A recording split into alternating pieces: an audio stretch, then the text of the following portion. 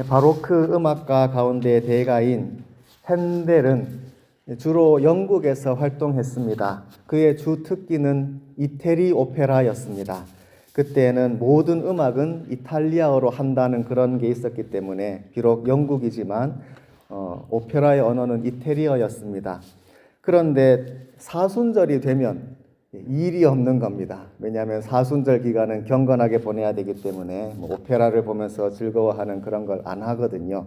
그래서 핸델이 그냥 일 없이 그냥 있다가 그분은 또 이런 데는 또 머리가 비상한 분이라 내가 성경으로 오페라를 만들면 되지 이렇게 되었습니다.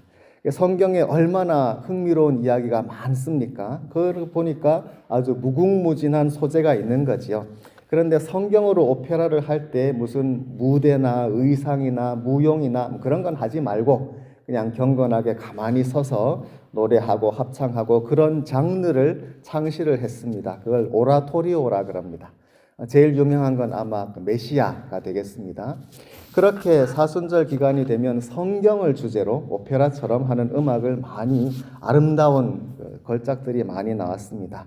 그 중에 하나가 오늘 본문을 다루고 있는 다니엘이라고 제목을 할 수도 있을 텐데 그 오라토리오 핸델의 작품의 제목은 벨사살입니다.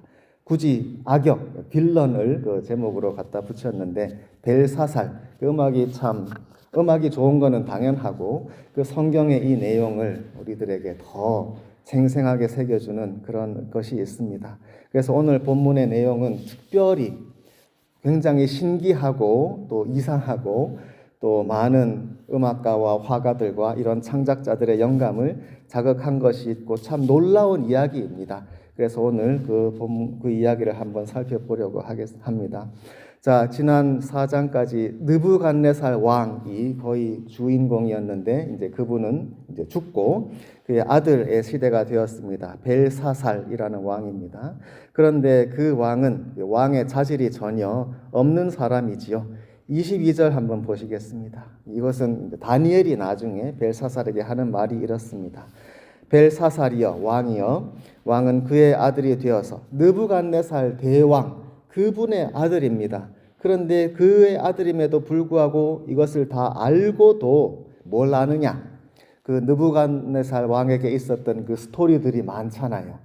꿈을 꾸고 다니엘이 해석하고 또 신상을 세워가지고 다니엘의 세 친구를 풀에 넣었다가 또 무사히 나오는 걸 보고 깜짝 놀라서 하나님을 찬양하고 또 꿈에 나무를 보았는데 그것처럼 교만했다가 하나님이 또 광인이 되게 하셔서 7년 동안 그렇게 정신 나가 있다가 돌아오고 또 하나님 찬양하고 그래서 하나님이 계속 느부갓네살 왕에게 말씀을 하셨거든요. 그래서 그는 비록 이 악한 왕이었지만 가끔씩 하나님을 그래도 섬길 줄은 알았는데 벨사살 이 사람은 자기 아버지의 그 모든 것을 알고도 마음을 낮추지 않았다. 이 왕이 무슨 짓을 했는지 오늘 다니엘 5장 앞부분에 나오는데 우선 술을 아주 가득 마셨습니다. 귀족들 또 왕후들 다 초청해가지고 1000명이라고 하니까 그 규모가 말도 안 되게 어마어마했겠죠. 그런 커다란 술 많이 마시는 그런 잔치를 벌였습니다. 그것만 해도 벌써 이제 꽝인데 그런데 그 사람은 심지어 술을 먹고 기분이 좋아졌던 것 같습니다. 저 예루살렘 성전에 있던 하나님 섬기는 그 금 잔들 있잖아. 그거 가져와 이렇게 된 겁니다. 예루살렘 성전에는 하나님을 섬기기 위한 귀한 그릇들, 접시, 잔들 그런 것들이 있거든요. 금, 은 그런 귀한 것들이 있었는데 가장 귀하고 거룩하죠. 아무나 그건 손도 못 대고 보지도 못합니다, 사실. 예루살렘 성전은 그 당시에 구약시대에 전 세계 유일한 하나님께 예배드리는 거룩한 장소이고 유대인이라도 함부로 못 들어가고 제사장만 그리고 특별히 그 성전 안에 가장 거룩한 지성소는 대제사장만 들어갈 수 있고 그것도 1년에 한 번만 그렇습니다. 그러니 얼마나 거룩한 장소인지 모르죠. 그런데 그곳을 이 이방의 무지한 그리고 악한 군사들, 바벨론 군사들이 쳐들어간 것입니다. 그래서 그 더러운 군홧발로 짓밟고 그 안에 있는 그 귀한 보물들, 그릇들을 다 약탈해 갔죠. 그리고 다 파괴하고 불살랐습니다. 그러니 유대인들에게는 이 예루살렘 성전의 파괴와 약탈, 이것이 가장 큰 트라우마죠. 그야말로 지옥이죠. 그 성전이 불타는 그 광경이 그들에게 지옥이 이런 것이다 하는 것을 최초로 일깨워준 그런 광경이 된 것입니다. 그렇게 끔찍한 죄를 저지르면서 성전에서 약탈해온 그런 기명들이 있는 것입니다. 그런데 그것을 가져오라는 것이죠. 그래서 이 벨사살 왕이 그 하나님 섬긴다고 하는 예루살렘 성전에 있던 그 잔들을 한번 가져와 봐라. 얼마나 금으로 대단한지 보자. 그걸로 한번 마셔보자. 이렇게 된 겁니다. 그러니 정말 사람으로서는 말로 표현할 수도 없는, 교만하기 그지없는 하나님의 이름을 더럽히는 그런 끔찍한 엄청난 죄를 저지르는 그런 사람이었습니다. 그 다니엘이 그를 책망하는 것입니다. 벨사살이여, 그 당신 아버지의 그 모든 것을 보고도 마음을 낮추지 아니하고, 그죠? 겸손할 줄 몰랐습니다. 23절 보시겠습니다. 도리어 자신을 하늘의 주제보다 높이며 The Lord of the Heavens라고 되어 있습니다. 하늘의 주님. 비록 벨사살이 이방인이고 하나님에 대해서 전혀 모르더라도 모세 율법과 구약의 말씀과 그런 건 전혀 모르겠지요. 설사 모르더라도 하늘의 주님이 계시다. 그것은 인간으로서 알지요. 모든 사람은 저 하늘에서 다스리시는 분이 계시다. 그것은 그냥 인간으로서는 다 아는 것입니다. 그 분을 높여야 하는데 도리어 그분 앞에서 마음을 겸손히 하지 않고 도리어 그분보다 더 높였다. 하나님에 대한 도전이죠. 이거 휴브리스라고 하는 하나님에 대한 교만, 그 단어를 여기에서 이 사람이 자기 삶으로 한 것입니다. 그래서 그의 성전 그릇을 왕 앞으로 가져다가 왕과 귀족과 왕후와 후궁들이 다 술을 마시고 그런 끔찍한 죄를 저질렀으니 이를 어찌하면 좋겠는가. 또 계속해서 보겠습니다. 왕이 보지도 듣지도 알지도 못하는 금, 은, 구리, 쇠, 나무, 돌 이런 신상들을 찬양했다. 왕과 그 신하들이 이렇게 했습니다. 술을 기분 좋게 마시면서 그들은 이런 우상들, 움직이지 못하는 사람의 손으로 만든 그 가짜 신들을 찬양했다. 그렇게 되어 있습니다. 그 마음의 그 심리가 무엇입니까? 저 신들을 내 마음대로 하겠다는 것이죠. 내 마음대로 내가 술 마시면서 찬양하고 그 금, 은, 동 움직이지도 못하는 그것들은 내 마음대로 어디든 갖다 놓을 수도 있고 옮길 수도 있고 하는 것이지요. 그러니까 신들은 여기에 내 마음대로 내가 원하는 거기 여기에 딱 있으쇼. 여기 있으면서 내가 기도하면 들어주고 복도 주고 그런 자기에게 필요한 그런 자기의 종처럼 부릴 수 있는 그런 신들을 찬양하는 것입니다. 그건 진정한 찬양도 아니고 신들을 높이는 것도 아니고 결국 자기 자신을 찬양하는 것이죠. 자기의 권세와 능력과 영광과 그런 자기 자신을 신으로 높이고 찬양하는 것이니 사실 성경에서는 제일 큰 죄가 이것입니다. 하나님과 비기려는 것, 하나님보다 높아지려는 것, 내가 신이 되는 것, 이것이 성경에서 가장 큰 죄거든요. 그러나 하나님은 어떤 분입니까? 성경에서 말씀하시는 참 하나님, 유일하신 창조주, 거룩하신 하나님은 우리가 우리 마음대로 할 수 없죠. 그래서 우상으로 모양을 만들 수 없습니다. 그 움직이지 못하는 고정된 형상으로 딱 놓고 이것이 신이다 그렇게 말할 수 없죠. 도리어 그분은 아무 형상이 없으시고 영이시니까. 그리고 그분의 뜻대로 우리에게 오십니다. 우리에게 함께 하시고 또 그분이 원하시면 또 가십니다. 온전한 영, 성령님, 영이시기 때문에 온전히 그분의 뜻대로 하시죠. 그러니 우리들은 내가 그분 앞에 있는 것이 중요하고 하나님께서 나를 떠나시지 않도록 나의 삶을 늘 돌보고 주님 앞에서 의롭게 겸손히 행하는 것이 성도의 참 자세입니다. 이스라엘의 하나님, 참 하나님, 거룩하신 창조주이신 그분은 그분의 뜻대로 오셨다 가시는, 그래요. 그분 뜻대로 다스리시는 거룩하신 분이지 결코 사람이 우상으로 만들어서 고정시켜 놓고 움직이지도 못하는 그걸 가지고 신이다 하면서 찬양하는 그런 대상이 결코 아닌 것이지요. 그러나 이 바벨론의 왕들과 대신들은 그런 우상들을 찬양하고 그런데 참 하나님은 외면했습니다. 참 하나님은 여기에서 이렇게 소개되어 있습니다. 왕의 호흡을 주장하시고, 호흡이죠. 우리들이 아무리 강한 사람도 그죠? 숨을 딱 못 쉬게 하면 몇 분 안에 죽을 수밖에 없죠. 호흡이 아무것도 아닌 것 같은 연약한 바람이지만 이 호흡이 있어서 우리가 살 수 있습니다. 호흡이 없으면 죽습니다. 성령님 할 때, 홀리 스피릿 할 때 그 스피릿이란 단어가 원래 숨입니다. 브레스 또는 바람이지요. 바람 또 숨도 바람이니까 성령님 우리에게 오셔서 늘 호흡을 주장하시는 것입니다. 그러니 우리가 아무 생각이 없을지라도 밤에 잘 때라도 우리들이 숨 쉬고 있다는 그 자체가 이미 하나님의 늘 놀라운 사랑과 은혜입니다. 우리가 그만큼 보잘것 없습니다. 사람들이 다 정말 대단한 것처럼 큰 소리 치고 그런 사람들이지만 우리가 아무리 잘났어도 이 호흡이 있으니까 살아있는 것이지 하나님이 이 호흡을 가져가시면 우리들은 금방 죽습니다. 그런 겸손한 사람이 되어야 하고 하나님의 주시는 이 은혜를 늘 감사하는 사람이 되어야 하는데 그 왕은 그렇지 않죠. 왕을 호흡을 주장하시는 하나님을 잊었습니다. 왕의 모든 길을 작정하신다 그랬습니다. 우리들은 알지 못해도 때로는 우리들이 이해할 수 없고 힘들게 느껴져도 우리들의 모든 길은 하나님께서 인도하십니다. 다니엘이 이 말을 할 때는 참 마음이 아픈 것이 있습니다. 다니엘과 친구들은 어렸을 때부터 그저 눈 떠보니까 포로로 잡힌 것이거든요. 자기의 꿈을 펼칠 아무런 기회도 갖지 못한 채로 그냥 포로로 끌려가서 수천 킬로 떨어진 남의 나라 땅에 사는 것입니다. 비록 그 나라에서 고위 공무원이 됐지만 자기들의 자유가 없는 것이죠. 그냥 종 노릇하는 것입니다.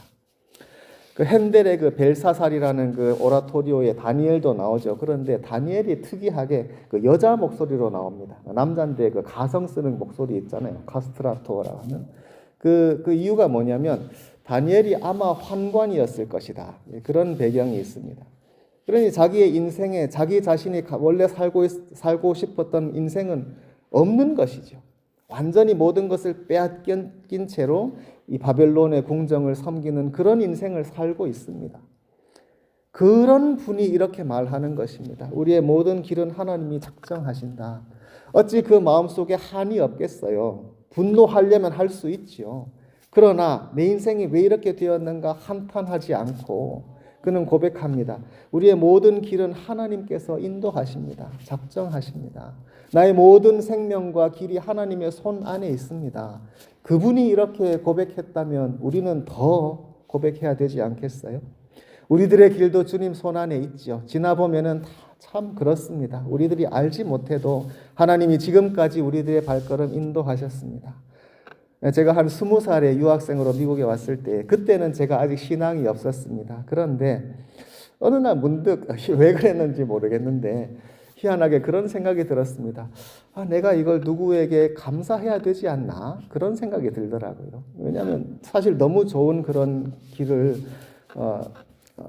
길로 인도함을 받았으니까. 그런데 물론 당연히 부모님께 감사하죠. 그런데 부모님 낳아주시고 길러주셨지만 사실 부모님께서 나의 모든 인생을 이렇게 설계하시고 인도하시고 그건 아니니까 또 사실 부모님은 부모님으로서 하시는 것이고 가르쳐주신 교수님 당연히 감사하죠. 그분들 가르침 받아서 유학을 왔는데 또 그분들도 거의 한계가 있는 것이고 나의 인생을 지금까지 이렇게 좋은 길로 인도하신 하나님은 그때는 잘 몰랐습니다. 그럼에도 불구하고 내가 누군가에게 감사해야 하지 않나 하는 그런 참 기특한 생각이 들었던 기억이 있습니다. 물론 나중에는 그분이 하나님이신 것을 알게 됐죠.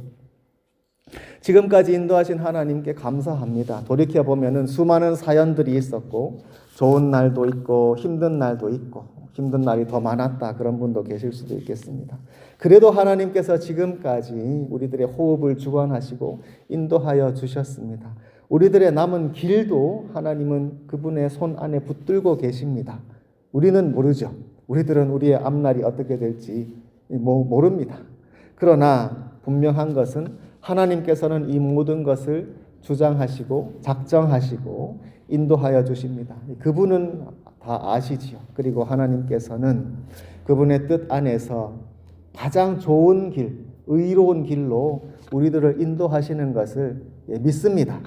때론 우리는 이해 안 될 수 있어요.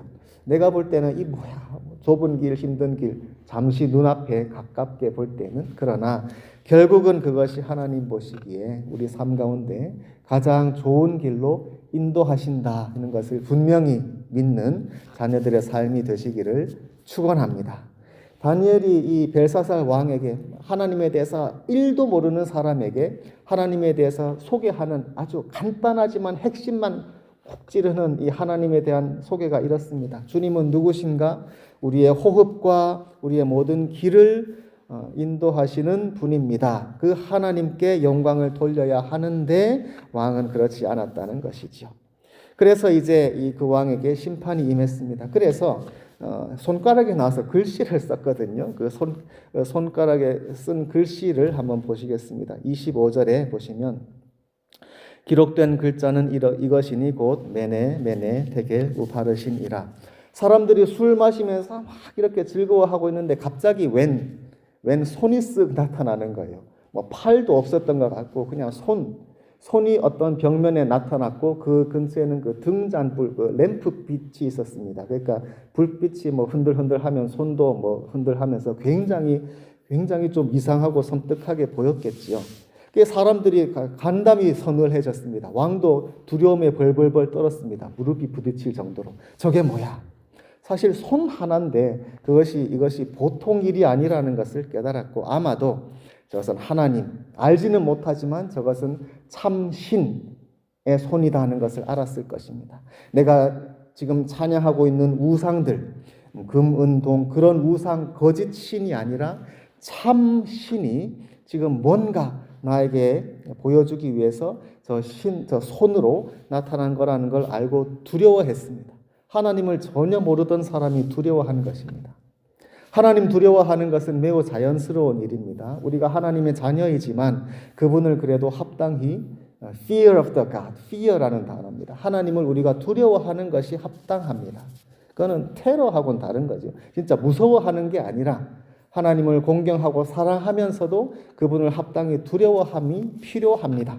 아브라함도 하나님께 제사 드릴 때 아브라함은 하나님의 친구처럼 지내는 그런 사람이었지만 밤에 하나님께 제사 드리고 짐승을 잡았는데 갑자기 잠이 들어요. 하나님이 임하시니까 아브라함이 사람으로서 감당할 수 없는 그런 경지에 들어갔고 갑자기 잠이 쓱 들어버리고 또 잠이 깨었는데 두려움이 엄습했습니다. 하나님이 나에게 임하시면 어찌 두렵지 않겠어요? 그렇죠? 당연한 거지요. 그러니 그 두려우신 하나님께서 나에게 임하셔서 또 나에게 사랑스러운 그분의 사랑과 은혜를 베풀어 주시니 더 고마운 것이지요. 예수님께서 이 땅에 오셔서 하나님은 너희 아버지시다. 선하신 아버지가 자녀를 돌보시는 것처럼 하나님은 그렇게 좋은 분이다. 이것을 가르치기 위해서 우리에게 오셨습니다. 그러니 우리들은 그분을 더 이상 정말로 무서워하지는 않지요. 사랑하시는 하나님, 우리의 귀한 하나님 아버지. 그러나 우리가 또 합당히 그분을 두려워할 수 있고 경외할 수 있는 것이 필요합니다. 이 왕은 전혀 자기가 알지 못하고 그 신에 대해서 자기가 지금까지 죄를 지었던 그 양심의 가책이 있는 거로 하나님 보내신 이 손을 보면서 두려워서 떨고 있습니다. 그리고 그것을 해석을 하지 못합니다. 그래서 또 똑같은 패턴이죠. 다 현자들 다 불러서 해석해라. 아무도 못하는데 지금 다니엘이 와서 읽어주는 상황입니다. 읽어줍니다. 메네 메네 데겔 우바르신. 그 다음 페이지 한번 문자를 보실까요? 이렇게 되어 보시면 이게 무슨 문자로 적혀 있는지는 모릅니다. 히브리 문자였는가? 그런데 그 본문의 느낌을 보면은 이게 아무도 못 읽었거든요. 이게 무슨 히브리 문자라도 어떤 인간의 문자였으면 누군가는 읽었을 수 있는데 아무도 못 읽었어요. 그러니 어떤 신비로운 그런 문자였을지 모릅니다. 우리들은 그냥 편의상 영어 알파벳으로 보겠습니다. 메네 메네. 근데 모음이 없습니다. 히브리로 썼다면 모음은 없고 모음은 알아서 붙여야 되고 자음만 써보면 그렇습니다. 에멘 에멘. 그다음에 테켈 TKL 파르스, PRS, 우바르신에서 우는 그리고입니다. 그러니까 우는 됐고 바르신은 페레스의 복수형입니다. 그래서 페레스에서 PRS라고 쓸 수 있습니다. 저 문자들을 한번 보시면 먼저 MN, MN이 반복이 되어 있습니다. 근데 만약에 이런 반복만 쭉 되어 있으면 중간에 있는 것처럼 MN 규칙적으로 반복만 쭉 되어 있으면 뭐 대칭적이고 보기에는 좋을지 몰라도 정보를 많이 담지는 못합니다. 저렇게 되어 있으면 압축 파일도 할 수도 없고, 그러니 만약에 알아볼 수는 없어도 어떤 신비한 문자인데 만약에 둘째 줄처럼 똑같은 패턴이 쭉 반복이 되었다면 왕이나 현자들일지라도 저게 뭔지는 몰라도 저거는 자연 현상일 수도 있고, 크리스탈 같은 것들은 규칙적으로 쭉 가잖아요. 뭐 큰 의미는 없습니다. 저런 똑같은 패턴이 반복되기 때문에 뭐 대단한 거 아니고 큰 의미가 아닙니다. 그랬을 거예요. 또는 만약에 세 번째 줄처럼 완전 랜덤이면, 겹치는 글자가 하나도 없이 완전 랜덤이면 이거는 정보량이 제일 많죠. 압축도 안 되는데 저러면은 완전 의미 없는 쥐버리시 그런 걸 수도 있습니다. 완전 랜덤. 그러니까 또 왕이여 신경 쓰지 마세요. 그럴 수 있거든요. 그런데 첫째 줄처럼 저렇게 되어 있는 겁니다. MN 반복이 돼요. 반복이 되니까 뭔가 있는 거죠. 그런데 그 다음에는 또 새로운 반복되지 않는 문자만 나와요. 사람의 언어가 저렇습니다. 우리가 쓰는 언어도요. 적당히 반복돼요. 그러니까 적당히 예측할 수 있어요. 그 사람이 하는 말을. 그러니까 라지 랭귀지 모델이 되는 거거든요. 그런데 완전 예측 가능해서 똑같이 반복만 되면 그거는 의미를 담을 수가 없죠. 그러니 인간의 언어는 적당히 반복되면서 적당히 새로운 그런 것들이 함께 있어서 우리가 의미를 전달하는 거거든요. 지금 이 벽에 쓴 글씨가 뭐 영어로서 이렇게 보여줬지만 뭔가는 몰라도 뭔가 의미가 있다는 것은 사람들이 알 수 있었어요. 그래서 그 왕이나 현자들이 뭐 무슨 의미인지를 알아야 되겠다 하고 지금 난리를 하고 있는 것이죠. 아무도 읽지 못했고 다니엘만 읽었습니다. 다니엘이 이제 해석을 해주게 되겠습니다. 26절 보시겠습니다. 그거를 해석하건대 메네는 그 뜻은 카운트입니다. 세었다. 근데 메네 반복했습니다. 이것이 예사로운 그런 랜덤이 아니라는 걸 보여주기 위해서 반복을 했습니다. 메네 카운트 세었습니다. 끝났습니다. 하나님이 숫자를 세셔요. 메네 미나라는 동전도 있는데 그렇게 센다는 뜻이거든요. 하나님이 우리 인생을 보시고 세셔요. 뭘 세시나? 구체적으로 여기에서는 왕의 나라의 시대를 세었습니다. 나를 세시는 거예요. 그래 하나님께서 이 왕의 날짜를 세셨더니 이제 끝났다는 것입니다. 하나님 우리에게도 그렇게 하시지요. 우리 인생의 날들이 있습니다. 우리는 모릅니다. 얼마나 남았는지, 얼마나 긴지 각 사람마다 다를 거예요. 예측할 수 없습니다. 하나님만이 아시고 하나님께서 지금도 우리들의 날을 세고 계십니다. 대부분 알지 못할 때 끝날 거예요. 하나님 세시는 날짜가 의미 있기를 바랍니다. 그냥 똑같은 날이 하루하루 지난다고 하나님께서 그저 세시는 게 아니라 이 날은 정말 하나님 보시기에 의미 있는 날, 귀한 날, 하나님과 함께 동행한 날이 있을 거잖아요. 그 날이 많아야지요. 실제로 이 세상에 인생의 날이 많은 것도 좋지만은 그보다 더 중요한 것은 정말 이 날은 하나님 앞에 있는 주님과 동행한 귀한 날이다. 그게 중요하잖아요. 잘 살고 못 살고 그걸 떠나서, 그죠? 내가 계획했던 게 되는 날도 있고 안 되는 날도 있고 힘들고 별날이 다 있죠. 그런데 하나님께서 우리의 인생을 카운트하실 때 뭘 보시겠어요? 내가 성공하고 실패하고 그런 것보다도 비록 내가 혹시 슬플 수 있죠. 뭔가 일이 있어서 힘들 수 있지만 힘들어도 그날 하나님과 함께 있었다면 하나님 그날 카운트하시죠. 일이 잘 됐어. 성공. 너무너무 좋은 날. 그런데 하나님을 잊어버렸어. 그날은 하나님 카운트 안 하실 수 있는 거예요. 우리들의 날이 하나님 앞에 계수가 되고 있습니다. 하나님 전혀 잊어버리지 않으시지요. 나중에 하나님 앞에 가서 어이구 내가 이럴 줄 알았으면 더 잘할 걸. 우리가 되게 그럴 것 같은데 하나님께서 우리의 날들을 세시니 하루하루 헛되이 보내지 말고요. 하나님 보시기에 귀한 날, 그죠? 인간적인 그런 게 아니라 하나님께서 나와 오롯이 함께 하시고 내가 힘들면 더욱더 하나님과 가까이 하는 그런 귀한 날이 되어서 하나님께서 진정 카운트해 주시는 그런 날들을 사는 우리 모두가 되기를 간절히 바랍니다. 근데 이 왕의 경우에는 하나님이 세셨더니 끝난 거예요. 여기에서 사실 이 왕에게 사형 선고가 내린 겁니다. 이날 밤에 죽거든요. 여기에서 이미 심판이 내려졌습니다. 27절입니다. 데켈은 왕을 저울에 달았습니다. 데켈은 저울에 단다는 뜻입니다. 숫자로 세는 거는 하나 둘 셀 수 있는 거. 저울에 다는 거는 뭐 물이나 그런 것처럼 셀 수는 없지만 우리 삶의 그런 중요한 거, 퀄리티, 우리의 삶의 그런 하나님 보시기에 어땠는가, 품질, 하나님 보시기에 우리들의 상태가 어땠는가, 이것을 저울에 다십니다. 달았더니 이게 좀 묵직해야 되는데 이 왕은 어떻게 됐어요? 깃털처럼 가벼운 것이죠.